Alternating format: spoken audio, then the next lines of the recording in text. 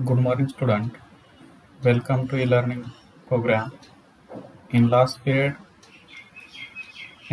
मध्ये आपण जो पेपर फर्स्ट आहे तो पेपर फर्स्ट मध्ये जो पहिला टॉपिक आहे त्यामध्ये पहिला पॉइंट आपण स्टेटमेंट म्हणजे काय, त्यानंतर स्टेटमेंटची ट्रूथ व्हॅल्यू,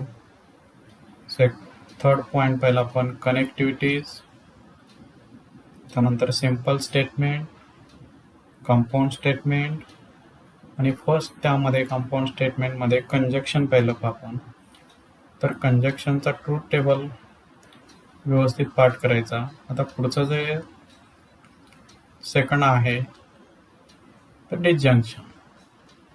तर disjunction is denoted by capital P. तर डिसजंक्शनचे डेफिनेशन पाहूया आपण.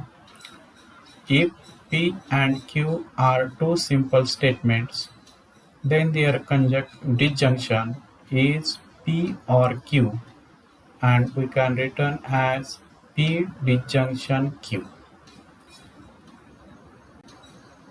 P disjunction Q is false if and only if both P and Q are false. Disjunction केव्हा false? तर दोन्ही स्टेटमेंट काय असतील, फॉल्स असतील तरच their disjunction is false, otherwise true. Therefore, truth table for the disjunction. P statement, Q statement, their disjunction P, disjunction Q. Two statement असतील तर possibility असणार आहेत 4. तर पॉसिबिलिटी कसं लिहायचं, 2 raised to number of statement. 2 statement म्हणजे 2 raised to 2 that is 4. 4 possibility. तर 4 possibility कशी लिहायचा, तर फर्स्ट 2 टाइम टी लिहायचं, 2 टाइम्स एफ लिहायचं. आता सेकंड लिहिताना 2 टाइम्स हाफ करायचं म्हणजे 1 टी 1 एफ, 1 टी 1 एफ असं लिहायचं. मग फर्स्ट स्टेटमेंट ट्रू असेल, सेकंड ट्रू असेल, दिअर डिसजंक्शन ट्रू असणार आहे. First statement true, second false, their disjunction is true. First false, second true असेल, दिअर डिसजंक्शन इज ट्रू. आणि दोन्ही फॉल्स असतील then their disjunction is false. म्हणजे disjunction केव्हा ट्रू असणार आहे, तर लक्षात ठेवायचं दोन्ही स्टेटमेंट जर फॉल्स असतील तरच their disjunction is false, otherwise true.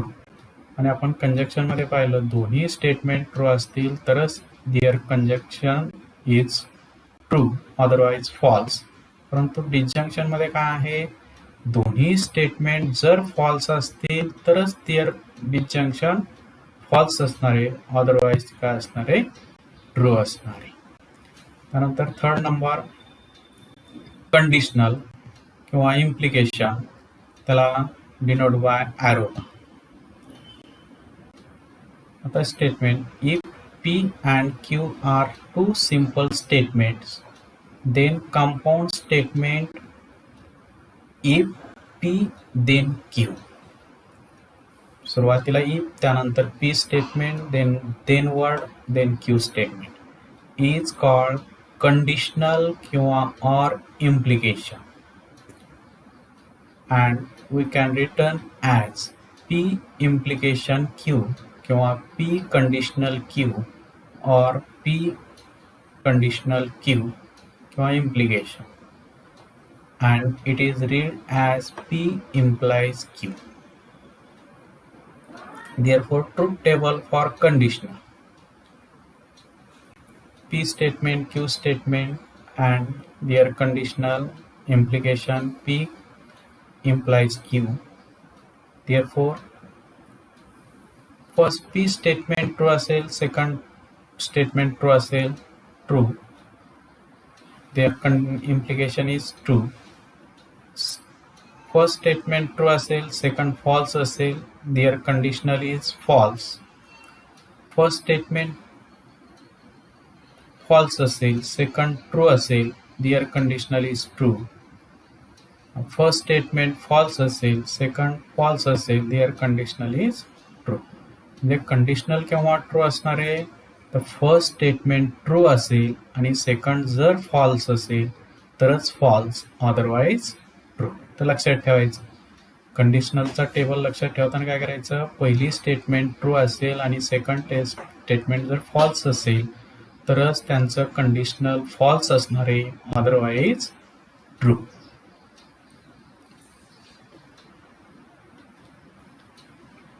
त्यानंतर कॉन्व्हर्स, इनव्हर्स अँड कॉन्ट्रापॉझिटिव्ह यावरती 3 मार्क्ससाठी क्वेश्चन विचारू शकतात. तुम्हाला कंडिशनल किंवा इम्प्लिकेशन दिलेलं जाईल, त्याचं कॉन्व्हर्स लिहा, इनव्हर्स लिहा, कॉन्ट्रापॉझिटिव्ह लिहा, असाही क्वेश्चन परीक्षेला विचारू शकतात.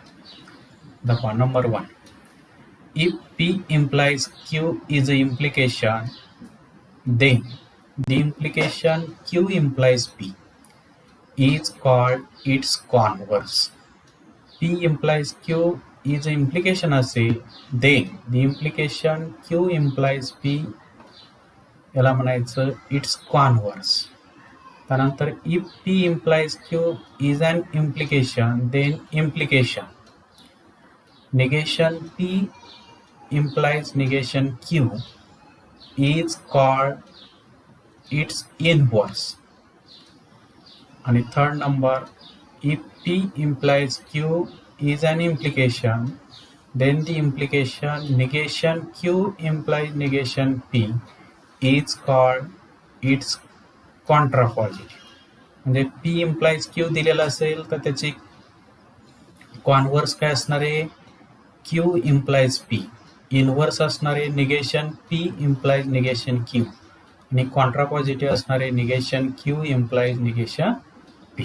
तर लक्षात ठेवा, आहे 3 स्टेटमेंट जे आहेत, कॉन्व्हर्स, इनव्हर्स, कॉन्ट्रापॉझिटिव्ह. जर P implies Q तुम्हाला दिलेला असेल तर त्यावरून कॉन्व्हर्स लिहिता आला पाहिजे, त्याचा कॉन्व्हर्स Q implies P, त्याचा inverse negation P implies negation Q, आणि negation Q implies negation P, contrapositive. त्यानंतर बाय कंडिशनल किंवा डबल इम्प्लिकेशन.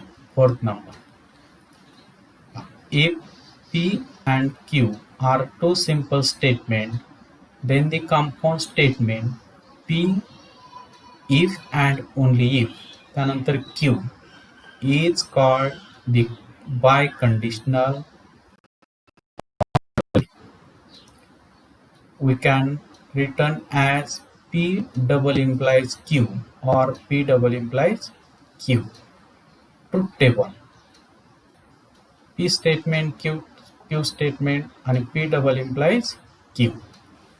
तर P statement ट्रू असेल, Q statement ट्रू असेल, दिअर डबल implies इम्प्लिकेशन किंवा बाय कंडिशनल काय असणार आहे, ट्रू असणार आहे. First statement true, second false असेल, दिअर डबल इम्प्लिकेशन असणार आहे, फॉल्स असणार आहे. फर्स्ट स्टेटमेंट फॉल्स असेल, सेकंड ट्रू असेल, दिअर डबल इम्प्लिकेशन फॉल्स असणार आहे. First statement false, second false असेल, their double implication is true असणार आहे. म्हणजे डबल इम्प्लिकेशन ट्रू केव्हा, तर दोन्ही ट्रू असतील किंवा दोन्ही फॉल्स असतील तर their double implication is true, otherwise false. म्हणजे दोन्ही ट्रू असायला पाहिजेत किंवा दोन्ही फॉल्स असेल तर their double implication is true. त्यानंतर टिगेशन, त्याचं सिम्बॉल जे आहे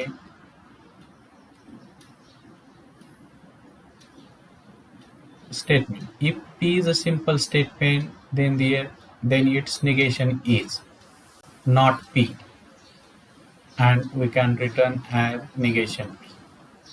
Therefore, truth table, P statement असेल T of its negation FT.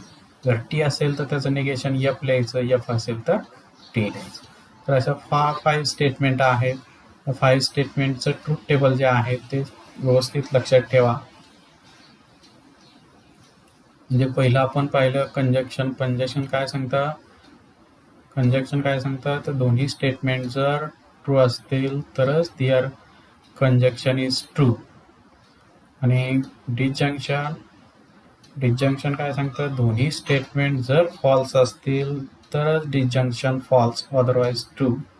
त्यानंतर इम्प्लिकेशन, फर्स्ट स्टेटमेंट ट्रू असेल, सेकंड फॉल्स असेल तरच implication is false, otherwise true. And double implication, दोन्ही स्टेटमेंट ट्रू असेल किंवा दोन्ही स्टेटमेंट फॉल्स असतील, their double implication is true, otherwise false. तर हे जे 4 टेबल आहेत, हे 4 टेबल व्यवस्थित पाठ करा. त्यावरती आपल्याला एक्झाम्पल आहेत, ते एक्झाम्पल आपण पुढच्या तासाला पाहूया. तर थांबू. थँक्यू.